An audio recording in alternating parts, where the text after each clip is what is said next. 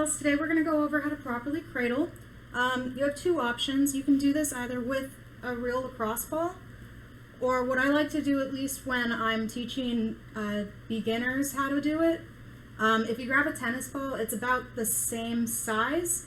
Weight-wise, it's a little different, but it's definitely a little bit more forgiving if you drop it on, like a hardwood floor, or if you're like me and you have neighbors below you that don't really appreciate like a lacrosse ball smacking on their roof. So today I'm going to show you guys how to cradle with a tennis ball. So basically what you need to do when you're learning how to cradle, you always want to make sure that your ball is resting right on the ball stop, which is this little cushiony part on your stick. Mine's a little worn out, but that's okay. So it should ideally be right here when you're going to be cradling it.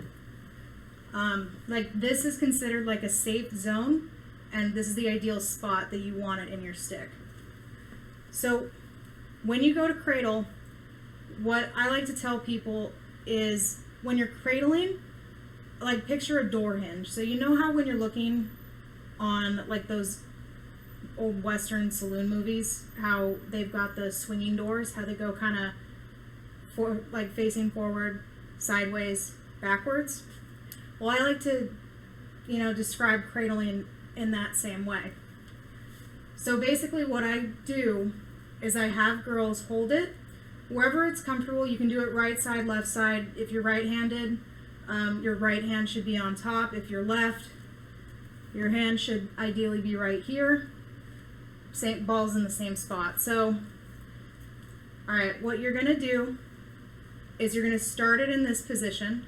It's not like a shooting position, it's just like you're casually holding it, right?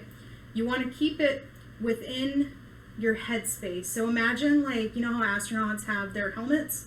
You're gonna basically move your stick around your helmet, but it's called a sphere.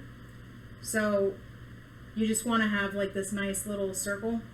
Just picture a circle around your head. So your stick, you're gonna have it facing forward. You're going to have it come around, the ball's going to face you, and then you're going to bring it back to your other shoulder, okay? And then you're going to do the same thing back. So the key here is you don't want to be moving really your elbows too much or your arms. When you're holding the stick, let me get rid of the ball for a second, it's all in the wrist. So if you look, see, this is how I'm going to do this. So the top of your stick, when you're cradling it, your fingers are it's just gonna be resting on your fingers, like at the ends right here. And then when you want to bring it closer to you, you're gonna roll your hand gently up. And then it's basically, you see how my wrist is the only thing really moving, and I'm getting that nice swinging motion. That's because it's really just my fingers and my palm doing the work. Okay, that's how you can get that nice smooth motion going. So when you're cradling too, it's your dominant elbow.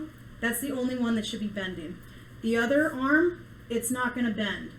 So you're basically, this is your support arm. So it's really just there to make sure that like my stick doesn't like go wherever when I'm cradling. So basically, I can cradle with one hand just by moving my hand, or my hand and my wrist. So I'm going to bring the fingers in, and then it becomes a fist, and then it's on the opposite side of my head, and I'm going to bring it back. So you see how my arm is kind of swinging like the doors that I was describing earlier, or you could even think of it like a hinge, like how an actual door hinge moves like in that way.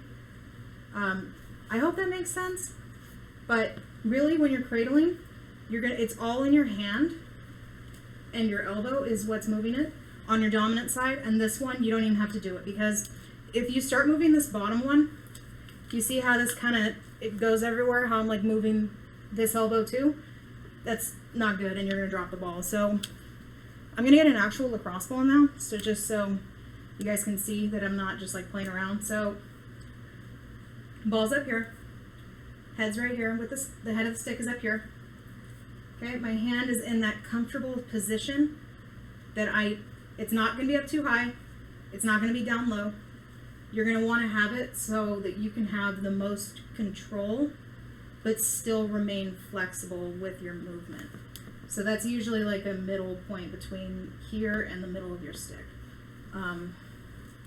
So again, I'm going to show you. I'm going to start here at the beginning of my sphere. My arm's not bent, it's just kind of chilling. This elbow's going out, this wrist is twisting, and then I'm bringing it back home to my other shoulder, and then I do the same thing. I go back and forward. And when you're doing this too, I want you to try and keep this as close to your head as possible, because when we're playing in an actual game, if you're cradling and your stick's going all the way down, that's like open season for someone to come by and check your stick so the ball comes out. So I want to teach you guys early and soon enough to where we can form really good habits, especially with the cradle, because once we got the cradle on lock, we can do anything. So again, it's going to start up straight. It's in a comfortable position. Imagine it resting on my shoulder, but it's not actually resting. Okay? You got my wrist twisting to the other shoulder. And then back. Twisting and back. And remember, it's all in the fingers. You bring it closer. My neighbors hate me. You're bringing it closer to you from your fingertips. You're bringing it to the inside of your knuckle. It's like right there. Okay? And then you have a full grip. You see how it's really just on the tip of my fingers when I'm holding it vertically, and I'm bringing it back. Okay. I hope that makes sense to you guys. If you have any questions, just hit me up, send me a text, do what you gotta do. I'm here. Just gotta let me know you need help. All right? Cool.